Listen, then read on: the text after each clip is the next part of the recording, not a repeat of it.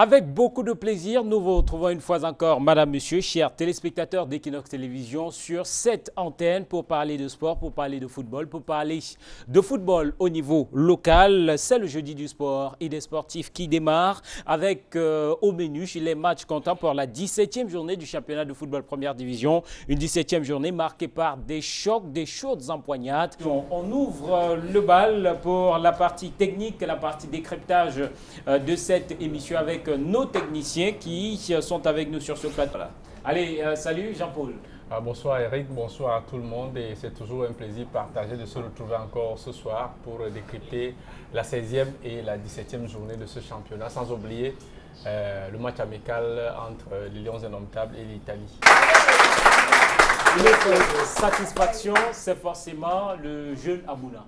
Oui, c'est une autre satisfaction, mais je vais quand même revenir sur quelque chose qu'a dit le coach Clément Zeko, qui dit qu'on retrouve une équipe du Cameroun, on comprend que le Cameroun est une réserve de joueurs. Le Cameroun a toujours été une réserve de joueurs, donc aujourd'hui on ne peut pas se satisfaire de cela. C'est tout simplement qu'on ne veut pas exploiter ces joueurs pour les utiliser à bon escient. C'est ce que j'avais à dire sur cette question-là. Maintenant, concernant le match, c'est vrai que le match s'est achevé sur un score de 0 but partout. On a quand même vu des gars qui se sont distingués. Je souhaite commencer par l'une des attractions de ce match qui était, il faut dire que beaucoup de Camerounais étaient devant l'écran. C'était pour voir les gars des Astres de Douala et certainement ce Joël Matip qui était devenu un mystère. On ne savait pas qui il était. Enfin, on l'a vu à l'œuvre hier. Ouais. Mais je dis que concernant le cas d'Abouna, je crois au moment où Webo va entrer, on voit Abouna il est gonflé à bloc, c'est un bon signe. Et quand il entre tout de suite, sa première touche de balle, il demande à Souleymane, il lui demande d'envoyer le ballon. Souleymane lui dit d'aller, mais il insiste. C'était déjà un signe d'assurance. Et davantage, il ne s'est pas laissé impressionner parce qu'il y a eu même un ballon au coin du corner, au coin droit où le gars engagé dans l'action, il pouvait faire un bon centre, mais Samuel Eto'o est venu pratiquement le brouiller à cet endroit-là. Et moi je dis, il faudrait que Samuel Eto'o, à une certaine époque, était critiqué pour son comportement personnel, mais il faut qu'il se discipline aussi dans le jeu. C'est-à-dire qu'il sache exactement où il doit être et ne plus pratiquement vouloir être omniprésent sur le stade. Et puis pourquoi pas. C'est une situation qui pose le problème de l'autorité et de la gestion du groupe d'un entraîneur. On n'a pas vu à un seul moment Paul Le Guen se lever et faire le signe pour repositionner son capitaine Samuel Eto'o. À aucun moment on a vu Yves Colleux qui sert de relais de transmission aux joueurs sur le terrain, parler à Samuel Eto'o. C'était quand même assez grave, c'était perceptible le geste de Samuel Eto'o face à ce jeune. Et puis Hervé, c'était d'autant plus grave qu'on a vu pratiquement Abouna fuir, comme pour dire je préfère ne pas me frotter à ce gars. Je respecte le grand frère. Il peut décider aujourd'hui que je ne suis plus à l'équipe nationale et je ne le suis plus. Donc on a vu carrément c'est pas encourageant. C'est pas encourageant. Allez, ne faisons pas. Clément Zeko, justement là se pose le problème de l'autorité de l'entraîneur et surtout du repositionnement des joueurs. Est-ce qu'on peut comprendre ce rôle de Samuel Eto'o? Est-ce que c'est ce que vous appelez techniquement un électron libre qui fausse un peu les... Ah mais là il est trop libre. Est-ce que c'est cela? Non, s'il vous plaît, ne faisons pas le procès d'un individu. Il faut simplement comprendre une chose. Quand on joue en 4-3-3, comme c'est le cas chez nous, ça veut dire qu'on joue avec un seul attaquant en pointe. Et on a deux extérieurs qu'on peut utiliser comme des extérieurs. Et de temps en temps, quand vous êtes en extérieur, lorsque on joue, on vous attaque du côté opposé. Vous qui êtes extérieur, quand on vous attaque du côté opposé, ça veut dire que lorsqu'on la défense a basculé, toute la défense a basculé, le latéral du côté où on attaque sort, le défenseur central du même côté remplace, celui de l'axial le remplace. Le latéral de ce côté s'en va. Ça veut dire que dans l'extérieur, là, est obligé de revenir. Que Samuel Eto'o revienne en latéral et ça fasse mal aux gens, c'est juste parce qu'ils ne comprennent pas qu'est-ce que cette animation-là. Il est en extérieur. Et quand il joue en extérieur, quand on attaque du côté opposé, il est obligé d'être latéral. C'est des consciences qu'on... S'il vous plaît, j'en arrive. Maintenant, si on voudrait... La seule chose... Au point de tirer et dégager les corners? Faire les remises en touche. S'il vous plaît. Là, c'est dans Là, c'est l'animation qu'on met sur pied. Et quand vous êtes bon tireur de coups francs, il est normal quand il y a un coup franc que vous venez tirer. S'il vous plaît, je ne suis pas là pour le défendre. Je suis en train d'expliquer pour que chacun qui va vouloir prendre un point de vue ait des arguments nécessaires. Donc je vous dis, c'est parce que quand on est en 4-3-3, comme je disais, donc, hier, je croyais, si j'ai mal vu, Pouemaha était seul en pointe. Et Eto'o et l'autre étaient dans les côtés, comme des extérieurs. Comme des extérieurs. Et on avait 3 récupérateurs et 4 défenseurs. Ça veut dire que de temps en temps, que nos latéraux montent, c'est normal. Le latéral monte pourquoi? Parce que l'extérieur, quand on attaque maintenant du côté opposé, quand nous attaquons du côté opposé, l'extérieur du côté opposé devient deuxième avant-centre. Et c'est le latéral de son côté qui passe pour faire le jeu. Donc ce n'est qu'une forme d'animation. Les gens ne comprennent pas simplement cette animation. Autrement dit, Samuel Eto'o a su bien son rôle. Attendez. Bon, ça, s'il vous plaît, ça c'est le choix. C'est à ce niveau-là qu'il faut faire le reproche. Peut-être c'est l'option que l'entraîneur a prise et c'est comme ça qu'il a décidé d'animer son jeu. Un autre entraîneur viendra et changera. Je pense que, sans m'inscrire en faux, je pense que tout le bien que nous pouvons dire ici, c'est pour la construction de notre équipe nationale. La chose que je veux redire, c'est que ça veut dire qu'aujourd'hui, ici, je vais donner raison au président Kwemo qui critique l'entraîneur. Mais je ne le critiquerai jamais l'entraîneur. Mais je lui donnerai raison parce que ça veut dire que quelque part, il n'utilise pas véritablement ces hommes. Aujourd'hui, si aujourd'hui Eto'o se retrouve excentré côté gauche et que dans l'animation du jeu, on le retrouve parce que quelqu'un ne me démentira pas qu'on l'a retrouvé carrément à côté de Achille et Mana, dans le côté droit. Qu'on le retrouve carrément à l'intérieur en train de repousser. Non, pas Kwema, c'était encore qui là le. À l'intérieur, pas son. Joël Matip, en deuxième manche. En train de le repousser, pas de l'autre côté, comme c'était un milieu de couloir. Qu'on retrouve Eto'o, ce n'est pas le procès d'un homme, en train de dire qui doit tirer le coup franc. Cette fois-ci, Emana, c'est toi qui tires. Cette fois-ci, c'est moi qui tire. Cette fois-ci, Bia essaye. Non, je dis. Ça veut dire que quelque part, je donnerai raison à ceux à qui nous appelons les profanes, mais quelque part qui vivent les stades chaque jour et qui voient la réalité. Il faudrait que la bonne position de Eto'o, s'ils veulent travailler franchement pour l'équipe nationale, qu'on le mette carrément derrière l'attaquant, qui joue en faux attaquant et qui puisse revenir faire le travail qu'il a envie de nous apporter en tant que bon citoyen et qu'on mette quelqu'un d'autre de ce côté. Parce que quand ça se joue à droite, on ne le trouve pas en train d'être secondé Kwema qui devient un ballon qui ne retombe sur personne. Quand ça se joue de son côté, il faudrait qu'on dise quelque chose. Eto'o à l'équipe nationale joue comme s'il venait s'amuser aux interquartiers pendant qu'il est en congé. Ça veut dire qu'il prend son ballon. Nous avons vu plusieurs fois. Il a des gestes que Clément ne me démentira pas ici. Prendre le ballon, attendre l'adversaire, se retourner, couvrir, mettre comme si c'était lui le plus grand cibord, tripoter, pour revenir, qui perd le temps inutilement à la vitesse de jeu. Je dis, nous gagnerons en disant ceci ici, pas pour critiquer quelqu'un, mais parce que nous, techniciens, nous voyons et que dans nos équipes même propres, nous reprochons ça. Si nous reprochons ça dans notre propre équipe, pourquoi ne pas le faire pour la nation? Eric, juste un détail.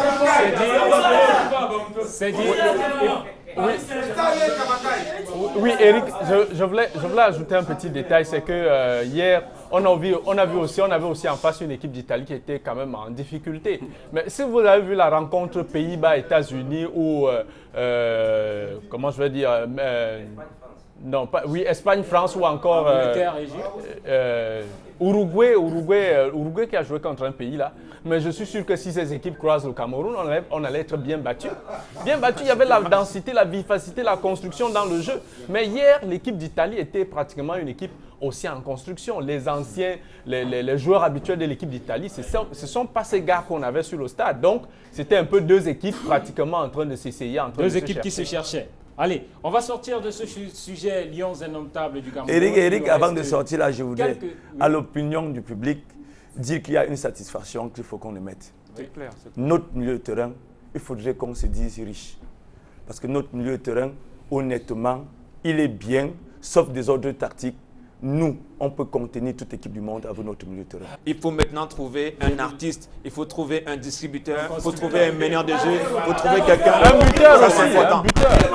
S'il vous plaît, la première chose qu'il faut faire, il faut cesser de jouer en 4-3-3. La première chose qu'il faut faire. Ça, c'est il faut cesser de jouer en 4-3-3. Si vous voulez utiliser tous les Camerounais dans leur registre, il faut déjà commencer par ne plus jouer en 4-3-3. Parce que quand vous jouez en 4-3-3, je l'ai dit en début, vous éliminez déjà un attaquant. Vous l'éliminez. Maintenant, vous avez les joueurs, les numéros 10 que nous avons, ils ne sont plus utiles. Parce que quand vous jouez en 4-3-3, on n'a plus de numéro 10 derrière l'attaquant. Il n'y en a plus. Or, quand vous jouez en 4-3-3, quand vous jouez en 4-4-2, vous avez 4 joueurs à vraiment offensifs que vous mettez sur le terrain. Oh, mais quand vous jouez en 4-3-3, ce n'est plus possible. Donc, la première chose qu'on doit faire, c'est d'abord ne plus jouer en 4-3-3 et changer cette manière de jouer et passer à une autre animation. C'est dit, c'est fait. On va ouvrir et certainement terminer par là sur le championnat de football première division au Cameroun, en tout cas les championnats première et deuxième division. Et encore un entraîneur qui a été limogé. Décidément, être entraîneur au Cameroun, il ne fait pas bon être entraîneur au Cameroun, Jean-Paul. Non, pas forcément qu'il ne fait pas bon d'être entraîneur au Cameroun.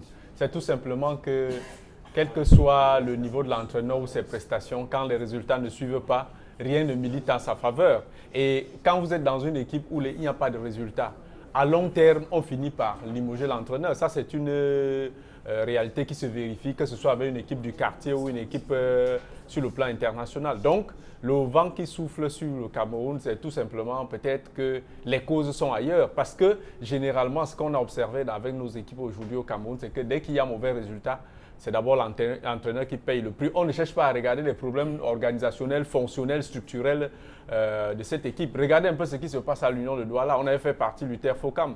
Nicolas Togné est arrivé, on croyait que ça allait aller. Mais jusque-là, ça ne va pas. Maintenant, est-ce que si on fait partie Nicolas Togné, un autre coach viendra résoudre l'équation? Peut-être Capello. Allez, ça c'est pour rire. Hervé, cette question des entraîneurs, on est, je pense, au 10e. On est au 10e entraîneur. Voilà. On est au 10e entraîneur. C'est pas fini. Ça fait beaucoup quand même. C'est énorme. C'est énorme pour un championnat de football première division assez compétitif comme le nôtre. On le disait déjà sur ce plateau en début de saison. Des entraîneurs comme Alain Djemfa se sont pratiquement trompés sur leur casting. Ils se sont trompés sur leur casting. Vous l'avez écouté à toutes les fois. Il avait l'air dépassé. C'est quelqu'un qui n'arrivait pratiquement plus à maîtriser son effectif. Est-ce qu'il y avait un problème de gestion au sein de Fofo de Baham? Aujourd'hui, est-ce qu'il y a abandon de la part du principal mécène qui est Dieudonné Kamdem, principal pourvoyeur de fonds de l'équipe de Fofo de Baham? Ça, il faut le savoir. Jamais le coach Alain Djemfa ne s'est prononcé là-dessus. Ça veut dire qu'il y a un problème structurel dans la gestion technique de l'homme en personne. On a compris qu'aujourd'hui, certains techniciens n'ont pas eu le temps d'évaluer le travail à faire avant de prendre les fonctions d'entraîneur. Parce qu'on ne peut pas comprendre qu'à mi-parcours, pratiquement, ils se retrouvent toujours dépassés, essoufflés et balayés par leur direction administrative. C'est le cas pour Alain Djemfa qui, en début de saison, il savait que c'était une saison de balbutiement pour lui. Parce qu'il n'a pas eu le temps de recruter les hommes capables de mener à bien cette saison sportive. Donc, la conséquence, il paye lui-même le prix. Malheureusement, la culture de la démission n'est pas camerounaise. Ça n'existe pas chez nous. Gaël, Michel Teufouet, ces multiples changements, 10 entraîneurs, alors qu'on est à peine à la 3e journée de la phase retour, donc à peine le 2 tiers, même pas encore le 2 tiers du parcours, et 10 entraîneurs ont déjà sauté, ça fait beaucoup. Ça fait beaucoup, bien sûr, mais je pense que je vais d'abord commencer par dire une chose ici.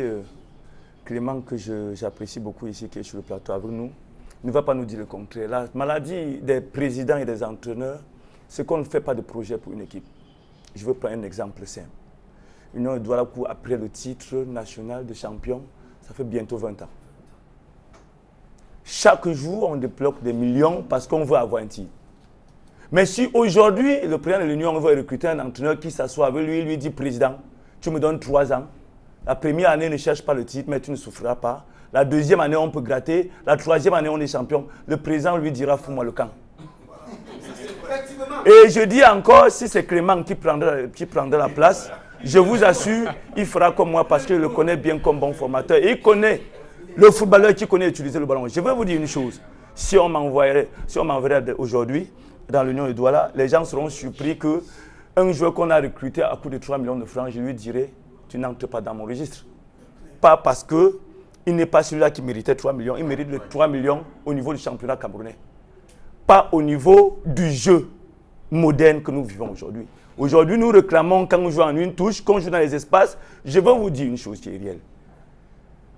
Dans le football aujourd'hui, je me rappelle que je suis arrivé dans une équipe, que je me tais le nom ici, je vois 4 ballons. J'ai dit au président, j'ai besoin de 10 autres ballons. Quand il achète 10 ballons, le lendemain, les joueurs me demandent à moi, l'entraîneur, est-ce que c'est l'école de foot? Ça veut dire qu'ils n'ont pas affaire au ballon. Par conséquent, leur problème, c'est de courir, de faire 2 camps, de jouer. Si c'est ça qu'on attend, nous allons nous rendre compte que le football se cultive. Clément va prendre une équipe qui ne sort de nulle part. Il va prendre les joueurs qui sortent du centre de formation multiples que lui, il a connus. Excusez-moi, et on viendra tenir Coton sur la gorge. On viendra tenir Union sur la gorge. Parce qu'on connaît le potentiel des joueurs de l'Union. On connaît leurs capacités humaines. On connaît leurs capacités footballistiques. Ils ne peuvent pas parcourir disons 47 km au bout de 90 minutes. Ils ne peuvent pas. Ils doivent faire juste ce que eux, ils sont nés avec et qu'on n'a pas ajouté à la base ce qu'il faut pour un footballeur moderne. Donc, il y a un petit plus. Eric Marcel, dans le même temps, ils ne sont pas nombreux, les entraîneurs capables de s'asseoir en tête à tête avec un président de club, un employeur ou un recruteur, lui présenter un programme, lui présenter un bon projet. Un projet à long terme. Monsieur Eric, sans vous couper, Hervé, je vous assure que si on me prenait dans l'Union aujourd'hui, je dirais à tous les supporters au président de l'Union, je fais ce qu'on appelle Union en 3. Ça veut dire que dans 3 ans. Si ça vient avant, on ne peut pas cracher dessus. Mais ce qui est sûr, il faudra supporter pour qu'on prépare. Parce qu'on a mis des millions, en 20 ans, on n'a pas eu. Pourquoi ne pas supporter 3 ans pour avoir? Clément Zeko. Cette question des entraîneurs, le problème, on en a déjà discuté sur ce plateau. Je pense qu'on devait être au 4e ou au 6e qui était bougé. Aujourd'hui, on en est au 10e. Et la saignée continue. Va continuer. Alors, le problème, comme Capello le dit, n'est-ce pas peut-être cette absence de programme, cette absence de vision des entraîneurs, cette incapacité à préparer le futur et à dire non quand ça ne va pas? Le problème, c'est tout à la fois. Le problème, c'est tout à la fois. Pourquoi? Parce que déjà dans la structuration du football camerounais, il y a beaucoup de choses à revoir. Aujourd'hui, on tire sur les entraîneurs. Combien d'entraîneurs ont le contrat? Il n'y en a pas suffisamment, il n'y a pas assez. Et maintenant, lorsque vous regardez ce qui se passe maintenant, en compétition, l'essentiel, c'est le résultat. Vous gagnez, vous avez gagné. Jouer en marche arrière, gagner, on va accepter. Jouer bien, poser le jeu, perdre, vous avez perdu. Mais maintenant, malheureusement, chaque fois qu'on a perdu, quand on gagne, on regarde ailleurs. Quand on perd, le bouc émissaire est vite trouvé, c'est l'entraîneur. C'est compréhensible parce que c'est l'entraîneur normalement qui fait les choix de joueurs. C'est lui qui doit normalement recruter le joueur avec qui il va jouer. Mais malheureusement, regardez dans nos équipes. Est-ce que dans toutes les équipes, les entraîneurs sont ceux-là qui ont recruté? Parce que pour que je prenne un joueur, il faut qu'il me présente le profil de quelqu'un qui va m'apporter ce que je voudrais qu'il m'apporte. Qu'il soit de petite taille ou de grande taille, ça ne m'intéressera pas. Bon, mais maintenant, si dans le recrutement, l'entraîneur n'est pas suffisamment impliqué, ça pose problème. Dans l'utilisation du joueur au quotidien, tout à l'heure, là, on parlait de Matello et autres, et la précarité dans laquelle ces joueurs sont plongés au quotidien. Attendez, vous ne pouvez pas demander à un joueur qui est plongé, comme je dis là, dans la précarité, qu'il vous donne le résultat qui vont s'enchaîner. En 2-3 matchs, ils peuvent gagner. Mais quand ça devient long, ils ne peuvent pas tenir. Ils ne vont pas tenir simplement parce qu'ils n'ont pas les ressources nécessaires pour renouveler leurs propres énergies avant de pouvoir être à même de mettre en application ce que le coach va leur dire sur le terrain, et ce que la compétition va exiger. Donc, les entraîneurs, c'est vite trouvé. Mais maintenant, il faudrait que il y a des présidents qu'il faudrait enlever.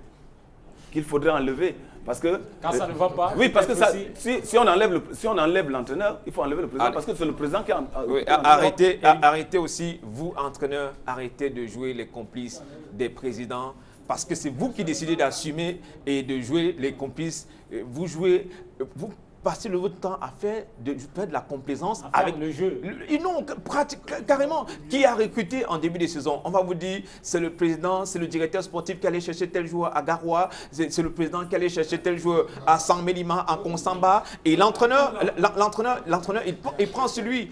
La complaisance, à un certain moment, ça rattrape toute l'équipe, ça rattrape tout l'effectif. L'entraîneur, quand il arrive, devra avoir une liste, devra avoir déjà une idée de son équipe, même d'ailleurs, le groupe qu'il doit trouver sur place et faire une évaluation de ce qu'il a comme élément sur place et pourquoi pas avoir d'autres joueurs à amener dans cette équipe. Donc vous comprenez, c'est même au hasard que certains arrivent, ils se lancent à l'eau parce qu'il y a un peu d'argent, ils transportent ce qu'on appelle dans le jargon du football camerounais les joueurs ndolais, ils ont leurs joueurs, même si ces joueurs n'ont pas le niveau, ils sont toujours alignés, les joueurs étant, les joueurs Harry Martial, les joueurs ayant le niveau requis pour être alignés dans un match, sont mis de côté parce qu'ils tentent.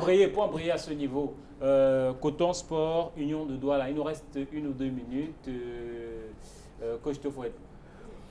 Vous savez, il faut être logique. Bon, j'ai dit de l'autre côté que Coton Sport a la poigne pour être au-dessus du championnat camerounais pendant 10 ans. Et ça, c'est une suite logique du travail bien fait, tant au niveau de l'administration qu'au niveau de l'encadrement technique, qu'au niveau de la stabilité de tous les joueurs. L'autre problème, c'est dans certaines équipes, parce qu'il ne faut pas toujours revenir dans Union, Astre, machin. L'autre côté négatif, c'est l'instabilité des joueurs. On recrute des joueurs, le lendemain, on les chasse, ainsi de suite. Donc, maintenant, le match Coton Sport, vous savez, l'Union sort de 3 défaites, que tout le monde crie. Mais je ne sais pas pourquoi on n'a jamais crié que Matelot a eu 8 défaites. Bon, c'est 2 équipes qui font le même championnat. Je pense que l'Union, là où il part au nord, je vous assure, c'est une équipe qui a trop confiance. Je suis d'abord le premier supporter de l'Union de Douala. C'est une équipe qui a énormément trop confiance. Ils vont vous ramener au moins 1 point. Je parie sur ma tête qu'ils vont vous ramener 1 point. Parce que, vous savez, quand on joue contre Coton, on sait qu'on joue la finale du championnat. Donc, il y a en plus Clément Zeko, Coton Union. Logiquement, le Coton, avec ce que le Coton présente ces derniers temps, et ce que l'Union présente, on serait enclin à croire que Coton part favori sur le papier. Part favori. Mais en une rencontre, tout peut arriver. Et les matchs comme celui qui va se jouer à Garoua peuvent permettre à l'Union de rebondir parce que l'Union a un profil bas aujourd'hui parce que l'Union a aligné 3 défaites. Mais des rencontres comme celle-là peuvent servir de motivation. Et si les joueurs se motivent de l'intérieur et se mettent véritablement au travail et font le travail, parce que généralement c'est un problème de finition et de concentration devant les différentes situations de jeu qui font en sorte que l'Union passe à côté. Donc je pense que l'Union peut avoir son coup à jouer. Allez, l'Union peut avoir son coup à jouer de ce côté-là. On va dire bonne chance à toutes ces équipes engagées dans ce championnat de première et de deuxième division. Bonne chance à ces équipes pour les rencontres de dimanche prochain. On va mettre la clé sur le passé en remerciant tous nos amis qui nous ont accompagnés, qui nous accompagnent chaque semaine ici. On va dire merci à la tribune, les inséparables de la tribune des supporters. Bien nombreux, Une fois encore, ils étaient là. Merci messieurs, merci mesdames. Et on l'a dit la semaine dernière, l'empereur est là avec nous. Lui qui a été frappé par un deuil, heureusement, bien fort. Il s'est mis au-dessus de tout cela comme un bon sportif. Merci à nos amis, l'équipe Choc du Shabbat.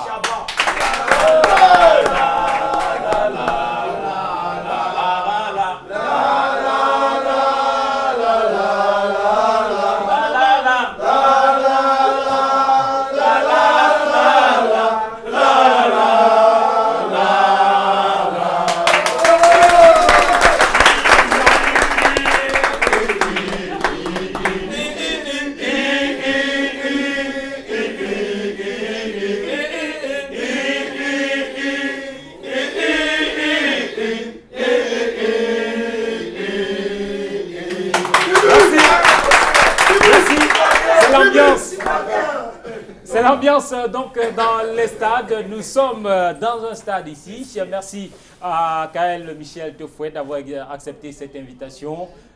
Et surtout, bonne chance pour votre rencontre de dimanche. Merci à vous, Clément Zeko. Nous serons une fois encore ensemble jeudi prochain. Hervé, Jean-Paul, c'est la bande. Merci à Raoul Taboufoué, Eric Crépin, Mounia Leba, Adonis Yamen, Eric Martial Wakam était à la réalisation. Merci à toute la grande régie qui nous a accompagnés. Dimanche, jeudi prochain, forcément, nous serons ensemble pour une autre édition. Très bonne semaine à tout le monde. À jeudi.